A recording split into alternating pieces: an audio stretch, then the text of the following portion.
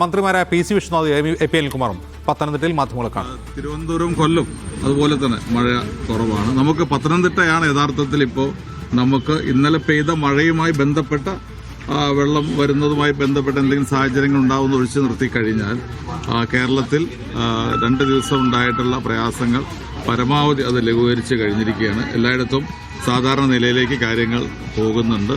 ബന്ധപ്പെട്ട പ്രവർത്തനങ്ങൾ ഒക്കെ നടക്കുന്നുണ്ട്. ക്ലീനിങ് ഉൾപ്പെടെയുള്ള കാര്യങ്ങൾ നടക്കുന്നുണ്ട്. അതോടൊപ്പം തന്നെ ഇന്ന് മുഖ്യമന്ത്രി നേരിട്ട് വിളിച്ച ഓൺലൈൻ മീറ്റിംഗ് ജില്ലാ കളക്ടർമാരുൾപ്പെടെ അതത് ജില്ലകളിൽ ചാർജുള്ള മന്ത്രിമാരുൾപ്പെടെ നടത്തുകയുണ്ടായി.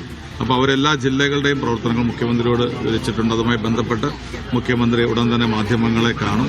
പത്തനംതിട്ട ജില്ലയിലാണ് കുറച്ച് പ്രയാസങ്ങൾ ഉണ്ടായത്. ഇടുക്കിയും കോട്ടയവുമാണ് നമ്മൾ പ്രതീക്ഷിച്ചത്. ആദ്യത്തെ ദിവസം 2 പേര് വീതം മരിച്ച സാഹചര്യം ഉണ്ടായി. പക്ഷേ വളരെ പെട്ടെന്നാണ് പത്തനംതിട്ടയിലേക്ക്, റാന്നിയിലേക്കും അതുപോലെ തന്നെ ആറന്മുളയിലേക്കും ഒക്കെ വെള്ളം കയറുന്ന ഒരു സാഹചര്യം ഉണ്ടായത്. പമ്പയുടെ തീരത്തുൾപ്പെടെ ആ സമയത്ത് തന്നെ ഇതുമായി ബന്ധപ്പെട്ട് പത്തനംതിട്ട ജില്ലയുടെ ചാർജുള്ള ടൂറിസം മിനിസ്റ്റർ ശ്രീ വിഷ്ണുനാഥ്, മുഖ്യമന്ത്രി അദ്ദേഹത്തോട് നിർദ്ദേശിച്ച അടിസ്ഥാനത്തിൽ കൂടി അദ്ദേഹം ഇവിടെ വരികയും എല്ലാ പ്രവർത്തനങ്ങൾക്കും അദ്ദേഹം നേതൃത്വം നൽകി. ഞങ്ങളുമായിട്ട് നിരന്തരം ബന്ധപ്പെട്ടുകൊണ്ടിരുന്നു. അതോടൊപ്പം തന്നെ ഇവിടുത്തെ MLA-മാരുൾപ്പെടെയുള്ള ജനപ്രതിനിധികളും എല്ലാവരും ഒരുമിച്ച് നിന്ന് നമുക്ക് അല്പം പ്രയാസങ്ങൾ ഉണ്ടായെങ്കിലും ആ പ്രയാസങ്ങളൊക്കെ വളരെ പെട്ടെന്ന് ഒരു 48 മണിക്കൂർ കൊണ്ട്, അതായത് 31-ാം തീയതി 3 മണിയോടുകൂടി പെയ്ത മഴ, അതാണ് 48 മണിക്കൂർ കഴിയുന്നതിന് മുമ്പ് തന്നെ അതിലെല്ലാ പ്രശ്നങ്ങളും പരിഹരിക്കുവാനും ക്ലീനിംഗ് ഉൾപ്പെടെ ഏറ്റവും യുദ്ധകാലാടിസ്ഥാനത്തിലാണ് പത്തനംതിട്ട ജില്ലയിലെ ക്ലീനിംഗൊക്കെ നടപ്പാക്കിയത്. എല്ലാ കാര്യങ്ങളും വളരെ നല്ല നേതൃത്വമാണ് ഇവിടെ ജില്ലയിലെ മന്ത്രി ഉൾപ്പെടെയുള്ള ചുമതലയുള്ള മന്ത്രി ഉൾപ്പെടെയുള്ള എല്ലാവരും ചെയ്തത്. ഇന്നലെ രാത്രി അദ്ദേഹം 2:50 ടൂറിസം ചാർജുള്ള ശ്രീ വിഷ്ണുനാഥ് എന്നെ വിളിക്കുന്നത്. 3:30 മണിക്കാണ് ഞാൻ മലപ്പുറത്ത് നിന്ന് പുറപ്പെടുന്നത്. എന്തെങ്കിലും നമുക്ക് അടിയന്തര സാഹചര്യങ്ങൾ വേണം എന്നുണ്ടെങ്കിൽ അതൊക്കെ തയ്യാറാവണം എന്നുള്ള നിർദ്ദേശം ഉള്ളതുകൊണ്ട് തന്നെ നമുക്കിവിടെ എല്ലാ സംവിധാനവും ഒരുക്കിയിട്ടുണ്ട്. നമുക്ക് ഇവിടെ NDRF-ന്റെ ഫോഴ്സ്, അതുപോലെ തന്നെ പോലീസ് ഫോഴ്സ് അധികമായിട്ട് നൽകിയിട്ടുണ്ട്. ഫയർഫോഴ്സ് ഉണ്ട്. ഇന്നലെ വിശ്വനാഥ് ആവശ്യപ്പെട്ടതനുസരിച്ച് തന്നെ കൊല്ലത്ത് നിന്ന് ഏതാണ്ട് 11 ബോട്ടുകൾ ഇങ്ങോട്ട് ഇവിടെ എത്തിയിട്ടുണ്ട്. അപ്പോൾ ഏത് സാഹചര്യത്തിലും ഇന്ന് വെള്ളം അഥവാ മലകളിൽ നിന്ന് ഇറങ്ങി വരുന്ന വെള്ളം കൂടുതൽ നമ്മൾ ടൗണ് കേന്ദ്രീകരിച്ച് നിൽക്കുന്ന സാഹചര്യം ജനങ്ങൾക്ക് ബുദ്ധിമുട്ടുണ്ടായി കഴിഞ്ഞാൽ അത് നേരിടുന്നതിന് വേണ്ടിയുള്ള എല്ലാ രീതിയിലുള്ള സജ്ജീകരണവും നടത്തിക്കഴിഞ്ഞിട്ടുണ്ട്. ഉണ്ട്. മലപ്പുറം ഇതിനകത്ത് ഞാൻ പറഞ്ഞല്ലോ, ഇന്ന് ഏതാണ്ട് എല്ലായിടത്തും യെല്ലോ അലർട്ടാണ് കൊടുത്തിട്ടുള്ളത്.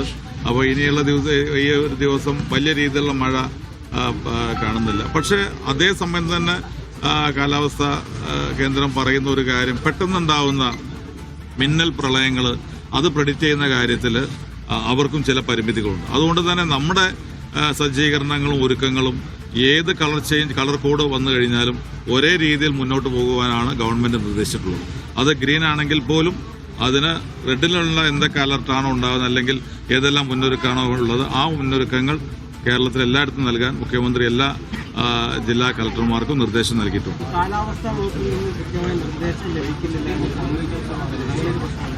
അല്ല, കാലാവസ്ഥയെ സംബന്ധിച്ചിടത്തോളം കേന്ദ്ര കാലാവസ്ഥയുമായി ബന്ധപ്പെട്ടാണ് നമ്മുടെ കാര്യങ്ങൾ ചെയ്യുന്നത്. സംസ്ഥാനത്തിന്റെ എടുക്കാറുണ്ട്. അപ്പോൾ കേന്ദ്ര കാലാവസ്ഥ വകുപ്പ് നമുക്ക് തരുന്ന നിർദ്ദേശങ്ങൾ അതാണ് നമുക്ക് നൽകുന്നത്. ഇന്നലെ തന്നെ ഞാൻ പറയുകയുണ്ട്, ചിലർ ധരിച്ചു വെച്ചത് ഗവൺമെന്റ് എന്തുകൊണ്ട് റെഡ് അലർട്ട് കൊടുത്തില്ല. ഈ കളർ കോഡ് ചേഞ്ച് ചെയ്യുന്ന കാര്യത്തിൽ ഗവൺമെന്റിന് യാതൊരു റോളുമില്ല. അതിനകത്ത് കേന്ദ്ര കാലാവസ്ഥാ വകുപ്പും നമ്മുടെ SDRF സ്റ്റേറ്റും തരുന്ന അനുസരിച്ച് നമുക്ക് പറയാൻ കഴിയുള്ളൂ. നമ്മുടെ ഇഷ്ടത്തിനനുസരിച്ച് കാര്യങ്ങൾ പറയാൻ കഴിയില്ല. പക്ഷേ ഞാൻ പറഞ്ഞല്ലോ, ഞങ്ങൾ നൽകിയിട്ടുള്ള നിർദ്ദേശം ഏത് രീതിയിലുള്ള അലർട്ടാണെങ്കിലും എപ്പോഴും റെഡ് അലർട്ട് വന്നാൽ പോലും എന്തെല്ലാം ചെയ്യണമോ ആ ഒരു സാഹചര്യം മുന്നൊരുക്കവും എല്ലായിടത്തും ഉണ്ടാവണം എന്നുള്ള നിർദ്ദേശം കൊടുത്തിട്ടുണ്ട്. അതുകൊണ്ട് ഏത് അലർട്ട് വന്നു കഴിഞ്ഞാലും ആ രീതിയിൽ തന്നെ നമുക്ക് കാര്യങ്ങൾ ചെയ്യാൻ കഴിയും. ക്യാമ്പുകളിൽ പരാതി വരുന്നത് ആദ്യഘട്ടത്തിൽ പരാതികളൊക്കെ വരുന്നത് അല്ല, ഞാൻ അതിലേക്ക് പോകുന്നില്ല. പരമാവധി ഏറ്റവും നല്ല രീതിയിൽ കാര്യങ്ങൾ അതിലേക്ക് പോകേണ്ട ഒരു വിഷയമല്ലേ? അല്ല, ഞാനത് പറഞ്ഞു കഴിഞ്ഞു. ഇന്നലെ ഞങ്ങൾ സൂചിപ്പിച്ചു, എവിടെയെങ്കിലും എന്തെങ്കിലും പരാതി ഉണ്ടെങ്കിൽ അതിനകത്ത് പരിഹരിക്കാനുള്ള നടപടി ഉണ്ടാകും. ഒറ്റപ്പെട്ട ചില കാര്യങ്ങൾ നമ്മൾ ഹൈലൈറ്റ് ചെയ്ത് പറയേണ്ട കാര്യമില്ലല്ലോ. അതുകൊണ്ട് അല്ല, ഞാൻ പറഞ്ഞല്ലോ, അതുകൊണ്ട് ഞങ്ങളെ സംബന്ധിച്ചിടത്തോളം വിമർശനം വരുമ്പോൾ അത് സഹിഷ്ണുതയോടെ കേൾക്കും, അതിനകത്ത് പരിഹാരം കാണും. അത് ഞങ്ങളുടെ ഗവൺമെന്റിന്റെ സമീപനമാണ്. അതിനകത്ത് നിഷേധാത്മക സമീപനം ഉണ്ടാവില്ല. ഞങ്ങൾ രാവിലെ ഇത് അങ്ങനെ ഒരു ആറന്മുളയാണ് അത് അത്തരമൊരു കാര്യം ശ്രദ്ധയിൽപ്പെട്ടത്. ഒരു സ്ഥലത്ത് ആ നിമിഷം തന്നെ അത് ഞങ്ങൾ ഗൗരവത്തോടെ എടുത്തു. കളക്ടർക്ക് നിർദ്ദേശം നൽകി അവിടെ ഭക്ഷണം നൽകുവാനും മറ്റ് സൗകര്യങ്ങളും ഒരുക്കി.